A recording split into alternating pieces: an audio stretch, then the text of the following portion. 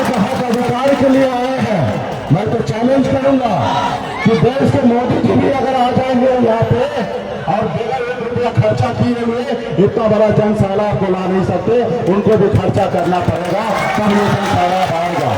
ये तैयारी है हक अधिकार के लिए लड़ाई लड़ने के लिए निषाद का माता बहन नौजवान साथी लड़ने के लिए मैदान में उतर गए और अपने हक अधिकार के लिए यहाँ पे आए। इसके लिए आप सभी को सलाम करता हूँ साथियों, सभी को सलाम करता हूँ। आज निषाद आरक्षण संकल्प यात्रा लेके आए हैं। ये यात्रा 25 जुलाई से पटना से निकला हुआ है। ये 101 दिन का ये यात्रा है। ये यूपी, बिहार, झारखंड 3 राज्य में हम लोग जाएंगे और 80 जिला जाएंगे और अपने समाज के हक अधिकार की बात करेंगे, उनके आरक्षण की बात करेंगे साथियों। और तकरीबन आज 52 से 53 दिन हुआ है, अभी और भी 45 से अधिक दिन अभी घूमना है और इस कड़ी में मैं आपके बीच में आया हूँ साथियों। तो साथियों, एक संदेश लेके आया हूँ कि अगर इस आजाद भारत में अगर सर उठा के जीना है, मान सम्मान अधिकार के साथ जीना है, तो मात्र 2 काम करना है साथियों। एक काम, 1 रोटी कम खाइए लेकिन अपने बच्चे को पढ़ाइए, लिखाइए, काबिल बनाइए। तब तक आपका समाज शिक्षित नहीं होगा, तब तक आपका समाज आगे नहीं बढ़ेगा। इसलिए अपनी जरूरत को कम कीजिए। आप 1 रोटी कम खाइए। अगर आप झोपड़ी में हैं तो झोपड़ी में रहिए, लेकिन अपने बच्चे को पढ़ा लिखा के काबिल बनाइए। जिस रोज आपका बच्चा पढ़ लिख लेगा, उसको झोपड़ी से निकाल के आपको महल में पहुंचा देगा साथियों, महल में पहुंचा देगा। और दूसरा, अपने हक अधिकार के लिए लड़ाई लड़िए, अपने हक अधिकार के लिए संघर्ष कीजिए। जैसे कभी आपके पूर्वज ने संघर्ष किया, लड़ाई लड़ा, उन्होंने एक संकल्प लिया था कि देश में हम लड़ाई लड़ेंगे और अंग्रेज को मार के भगाएंगे। और उन्होंने संकल्प के साथ पौने 200 साल अंग्रेज से लड़ाई लड़ा और पौने 200 साल के बाद हमें आजादी मिला। और क्या आजादी इसलिए वो लेना चाहते थे कि हमारे आने वाला पीढ़ी सर उठा के जिए। तो मजबूत संकल्प के साथ उन्होंने लड़ाई लड़ा साथियों। उसी तरीके से आप अगर चाहते हैं कि आपके बच्चे का भविष्य बेहतर हो, तो आप भी अपने बच्चे के हक अधिकार के लिए लड़ाई लड़िए। आपके बच्चे के लिए आप ही को लड़ना पड़ेगा, दूसरा कोई नहीं आएगा लड़ने के लिए आपके बच्चे के हक अधिकार के लिए साथियों। आज जो हम लड़ाई लड़ रहे हैं कि निषाद समाज को आरक्षण मिले, ये कोई मेरी नई मांग नहीं है, ये कोई मैं भीख नहीं मांग रहा हूं। ये भारत के संविधान में हमारा अधिकार है, लेकिन हमें हमारा अधिकार नहीं मिल रहा है। आप बताइए, न्याय कीजिए कि देश एक है, संविधान एक है, देश के प्रधानमंत्री जी एक है, देश के गृह मंत्री जी एक है, फिर हमारे साथ भेदभाव क्यों हो रहा है? जब हमारे एक भाई को बंगाल में अगर आरक्षण मिल रहा है, जब हमारे एक भाई को दिल्ली में आरक्षण मिल रहा है, तो बिहार में क्यों नहीं मिल रहा साथियों? आज बताइए ना, हमारा देश में एक ही संविधान है, लेकिन हमें आरक्षण नहीं मिल रहा। तो इसका जवाबदेही कौन है? ये दोषी कौन है? इसका दोषी जो पहले सरकार में था वो दोषी है, जो आज सरकार में दिल्ली में है वो दोषी है, और तीसरा दोषी आप और हम है, क्योंकि हम अपने हक अधिकार के लिए लड़ाई नहीं लड़े साथियों। काश अगर हमारे समाज में वीर योद्धा 30-40 साल पहले, 50 साल पहले अपने समाज के हक अधिकार के लिए लड़ाई लड़ते, तो आज समाज को आरक्षण मिल गया होता। और जब आरक्षण मिल गया होता तो आपको क्या लाभ मिलता, मैं बताता हूँ। आज मैं यूपी जाता हूँ, बिहार जाता हूँ, झारखंड में जाता हूँ, मैं देखता हूँ 137 जिला घूमता हूँ और मैं देखता हूँ कि एक भी जिला में निषाद का बेटा कलेक्टर नहीं है। अगर हमें आरक्षण मिल गया होता तो आज निषाद का बेटा सिर्फ मछली मारने के लिए मजबूर नहीं होता। आज निषाद का बेटा भी कलेक्टर होता, एसपी होता, डीएसपी होता, एसडीओ होता, बीडीओ होता, सीओ होता, डॉक्टर होता, इंजीनियर होता, लेकिन आपने लड़ाई नहीं लड़ा, इसलिए आपका बेटा मछली मारने को मजबूर है। तो इसलिए साथियों, ये भारत आपका है और संविधान के तहत हमें आरक्षण मिलना चाहिए। इसके लिए आज हम लोगों ने सर पे कफन बांध करके अपने हक अधिकार के लिए मैदान में उतर गए हैं, एक नारा के साथ, आरक्षण नहीं तो गठबंधन नहीं, और गठबंधन नहीं तो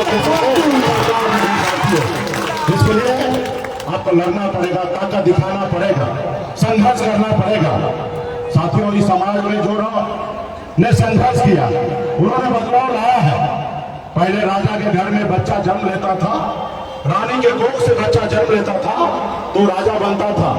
लेकिन देश आजादी के बाद जब हमें संविधान मिला, लोकतंत्र मिला, उसके बाद बाबा साहब ने कहा कि अब देश में राजा का बेटा राजा नहीं बनेगा, राजा वही बनेगा जिसके पास वोट होगा, वही व्यक्ति राज्य का मुख्यमंत्री और देश का प्रधानमंत्री बनेगा।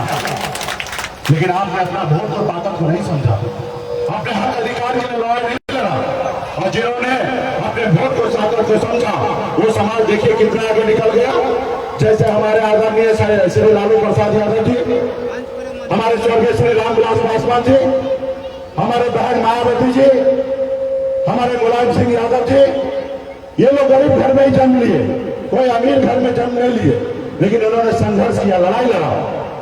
जब उन लालू जी दल बनाए तो उनके समाज के लोगों ने, उनके लोगों ने उनको मदद किया। जब मदद किए तो उसके दल को बल मिला, और जब दल को बल मिला तो 15 साल बिहार का मुख्यमंत्री बने रहे, और आज भी उनकी सरकार है। ये कैसे हुआ? ये पैसे के दम पे नहीं हुआ, ये बाबा साहब का दिया हुआ ताकत, जो वोट गिराने का ताकत था, उसके दम पर बिहार में मुख्यमंत्री बने साथियों।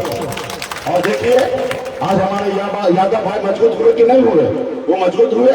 आज बिहार में कोई माई का लाल नहीं है क्योंकि उसको आप दिखा सकते। तो ये उनकी उपलब्धि है, ये उपलब्धि आपको भी हासिल हो सकता है जब आप अपने संघर्ष के लिए मैदान में उतरिएगा।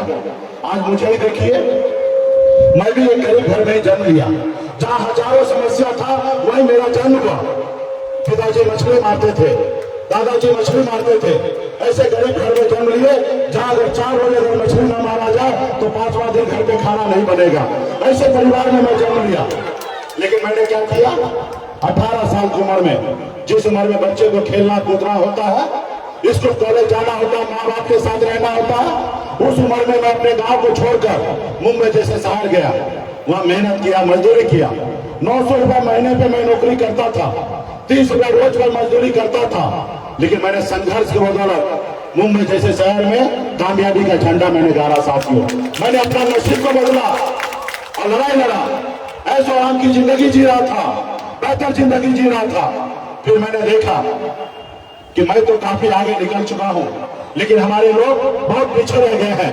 लोग चांद पे घर बनाने के लिए सोच रहे हैं, लेकिन हमारे समाज को इस धरती पर रहने के लिए घर नहीं है, उनके घर पे जाने के लिए रास्ता नहीं है। फिर मैंने बॉम्बे के ऐशोआराम की जिंदगी को छोड़कर अपने समाज के हक अधिकार के लिए लड़ाई लड़ने के लिए बिहार में आ गया हूँ साथियों। आज आपने देखा बिहार में 9 सालों में हमें आरक्षण तो नहीं मिला, लेकिन हमने कम उपलब्धि हासिल नहीं किया। 9 साल पहले अगर बात कीजिएगा तो निषाद समाज नाम लेने से लोगों को डर लगता था, घबराता था, और लोग जानता नहीं था, पहचानता नहीं था। आज हमारी पहचान बन चुका है साथियों, लोग हमें जानने लगा, पहचानने लगा। ये कब कैसे हुआ? आपने देखा 2020 के चुनाव में पहली बार आजाद भारत में निषाद का बेटा कल तक टिकट मांगता था, एक टिकट नसीब नहीं होता था, उम्र बिता देता था, चप्पल खींच देता था, एक टिकट नसीब नहीं होता था। लेकिन आपने देखा 2020 में निषाद का बेटा टिकट नहीं मांग रहा था, टिकट बांट रहा था। ये हमारी पहचान है साथियों। आपने देखा हमने 4 विधायक बनाया, अपने दम पर बिहार में मंत्री बना, किसी की मेहरबानी से नहीं बना, और 4 विधायक बनाया। आजाद भारत में पहली बार हिंदुस्तान में एक निषाद के बेटा ने 4 विधायक बनाया, और सरकार का चाबी हमारे जेब में था। हम जिनको चाहते उनको बिहार का मुख्यमंत्री बना सकते थे, ऐसी पावर ये हमारे पास ताकत था। एक कह सकते हैं कि बिन बिल्दार नोनिया मला निषाद का बेटा ने अपने दम पर बिहार में मुख्यमंत्री बनाने का काम किया साथियों। ये हमारी पहचान है साथियों। आज यूपी, बिहार, झारखंड में निषाद के बेटा के पास वही शक्ति, ताकत है, पावर है, जैसे हनुमान जी के पास रावण को जलाने का काम किया साथियों, रावण को लंका को जलाने का काम किया। वही शक्ति, वही पावर आपके पास भी है साथियों। अगर आप बिन बिल्दार नोनिया मला निषाद का बेटा अगर एक पैर पे समाज के साथ खड़ा हो जाइएगा तो पटना को छोड़िए, हम दिल्ली को कब्जा कर सकते साथियों, दिल्ली को कब्जा कर सकते। ये आपकी ताकत है साथियों। अभी 2024 का चुनाव आने वाला है। एक तरफ मोदी जी को प्रधानमंत्री बनना है, एक तरफ विपक्ष के लोगों को प्रधानमंत्री बनना है, और ना ही आपको बनना है ना हमें बनना है। हमें तो सिर्फ आरक्षण चाहिए ताकि यूपी, बिहार, झारखंड में 5 करोड़ निषाद के चेहरे पे मुस्कान आ सके, उनके घर पे खुशियां आ सके। और इसके लिए लड़ाई है। कि एक हाथ से दो एक हाथ से लो, आरक्षण नहीं तो गठबंधन नहीं, और गठबंधन नहीं तो वोट नहीं, और वोट नहीं तो दिल्ली का सरकार नहीं।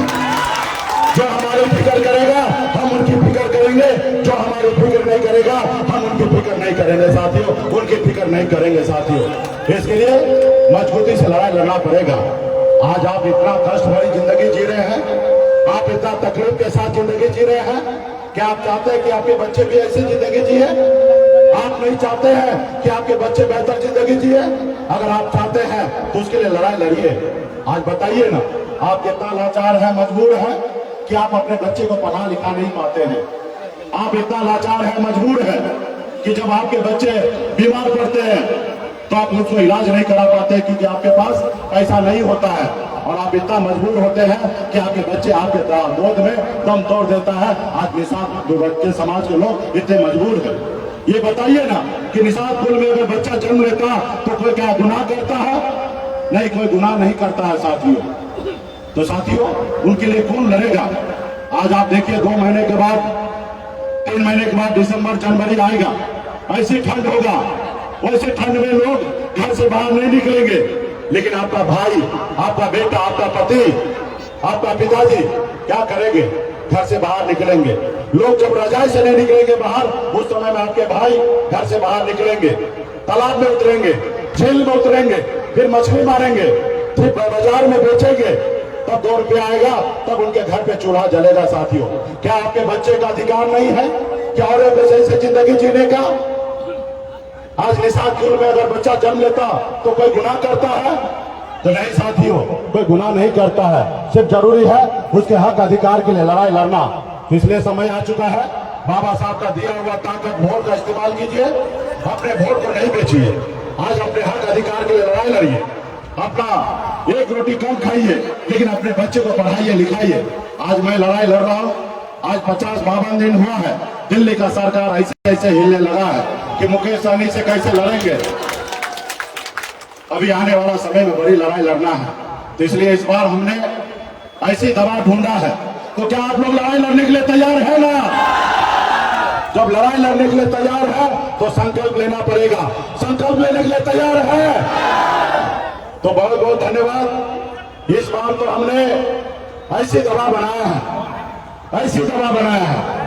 जैसे आपने देखा कोरोना काल में देश का डॉक्टर ने एक दवा बनाया, वैक्सीन, देश के लोगों को सुरक्षित करने के लिए। हमने भी एक निषाद समाज को सुरक्षित करने के लिए ऐसी दवा बनाई है, ऐसी वैक्सीन बनाई है। वो वैक्सीन जितना लगाइएगा ना उतना मोदी जी का खुशी मिलेगा, और जितना मोदी जी का खुशी मिलेगा ना उतना वो डरेंगे, और जितना वो डरेंगे उतना निषाद का बेटा का जल्दी आरक्षण करेंगे। तो वैक्सीन का क्या नाम है मालूम है?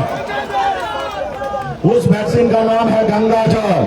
क्योंकि हम निषाद जो है ना गंगा माता के संतान है, और जब गंगा माता का संतान है और गंगा जल लेके संकल्प कर लीजिएगा, तब दिल्ली वाला देखेंगे और हिलेंगे। क्योंकि वो गलतफहमी का शिकार है। उनको लगता है कि मेरे पास बहुत पैसा है, और सही बात भी है, उसके पास बहुत पैसा है। वो तो बना हुआ विधायक खरीद लेता है, वो बनी हुई सरकार गिरा देता है, वो उसको गलतफहमी का शिकार है। उनको लगता है कि निषाद का बेटा कितना चिल्लाएगा, कितना धूप में रहेगा, और जब चुनाव का समय आएगा तो इस समाज को 200 रुपया देंगे, कुछ खिला पिला देंगे और समाज का वोट ले लेंगे। तो उसका गलतफहमी दूर करना है। और गलतफहमी कैसे दूर होगा? जब आप इंजेक्शन लगाइएगा गंगा जल लेकर, तब वो देखेंगे और मान लेंगे कि अब निषाद का बेटा दशरथ माझी जी के जैसे हो गया है। जैसे दशरथ माझी ने कहा था, जब तक तोड़ेंगे नहीं तब तक छोड़ेंगे नहीं, उसी तरीके से वो मानने लगेंगे। अब निषाद का बेटा को 50,000 भी दोगे ना, ये अपना वोट नहीं बेचेंगे। क्योंकि उन्होंने गंगा माता का संकल्प ले लिया है कि अपना वोट को नहीं बेचेंगे, अपना नेता अपने दल के लिए काम करेंगे साथियों। क्योंकि वो लोग आपको गुलाम बनाना चाहता है। ये आपको निर्णय लेना है कि आपको गुलाम बनना है कि संसार में सर उठा के जीना है, ये निर्णय आपको लेना है साथियों। आपने देखा था ना कि हमने पहली बार 4 विधायक बनाए। वो देखा कि एक निषाद मल्ला का बेटा हमारी बराबरी करने लगा है, और उन्होंने देखा आपका विधायक खरीद लिया, आपको सरकार से बाहर कर दिया। जो सरकार आपने बनाया था वो मुझसे उसको तकलीफ नहीं है, उनको आपसे तकलीफ था कि देखा कि निषाद समाज खड़ा हो चुका है, वो अपने हक अधिकार के लिए लड़ाई लड़ रहा है। और इसका आवाज कौन है? इसका आवाज मुकेश सहनी है। मुकेश सहनी को रोको। अगर मुकेश सहनी को नहीं रोकोगे तो इसका समाज अकेले खड़ा होगा और लालू प्रसाद यादव जी के जैसे अकेले बिहार में सरकार बना लेगा। अगर इस समाज को अगर गुलाम बनाना है तो मुकेश सहनी को रोको। और उसी के षड्यंत्र के तहत हमारे विधायक को खरीद लिया। साथियों, ये अभी जो सोचना आपको है कि आपको गुलाम बनना है कि सर उठा के जीना है। साथियों, सर उठा के जीना है। अगर सर उठा के जीना है तो संकल्प लीजिए और आने वाला समय में हम लड़ाई लड़ने के लिए तैयार है। तो सभी माता बहन रेडी है ना? तो चलिए निकालिए वैक्सीन। आपके पास जो गंगा जल का बोतल आया है सब लोग निकालिए। माता बहन, आप लोग सभी आग्रह है कि अगर अपने बच्चे का भविष्य अच्छा देखना चाहते हैं तो गंगा जल निकालिए। सभी लोग निकालिए और ढक्कन को खोलिए। ढक्कन खोलिए, हाथ में लीजिए। जैसे पंडित जी देते हैं ना पूजा करने के टाइम में गंगा जल, वैसे लोग लीजिए। और हम भी पंडित जी बन के आए हैं। अब सब आदमी हाथ में गंगा जल लीजिए। सभी लोग माता बहन लीजिए। जितने भी यहाँ निशान के बेटा है, माता है, सब लोग लीजिए और संकल्प कीजिए। जैसे जैसे हम संकल्प कर रहे हैं आपने बताइए। मैं बाबा केवल महाराज, भगवान वेद व्यास, प्रभु श्री राम, भगवान गोरज निषाद, बाबा अमर सिंह, बाबा काशी, बाबा जयसिंह महाराज, बाबा तारिक महाराज, बाबा कोयला, माता कमला, अमर सही चुपा सहनी, वीर दुर्ननिया, वीरांगना फूलन देवी, और अपने पूर्वज साक्षी मानकर हाथ में गंगा जल लेकर संकल्प करता हूँ कि अपने समाज और अपने आने वाला पीढ़ी के लिए हर परिस्थिति में संघर्ष करूंगा और अपनी विकासशील इंसान पार्टी के साथ रहूंगा। पार्टी जो निर्णय लेगी हम उस निर्णय के साथ रहेंगे। हम संकल्प लेते हैं एक रोटी कम खाएंगे लेकिन अपने बच्चों को पढ़ाएंगे लिखाएंगे। हम संकल्प लेते हैं एक निशान के घर पे जाएंगे, सभी को संकल्प करवाएंगे। जय निषाद राज, जय वीआईपी।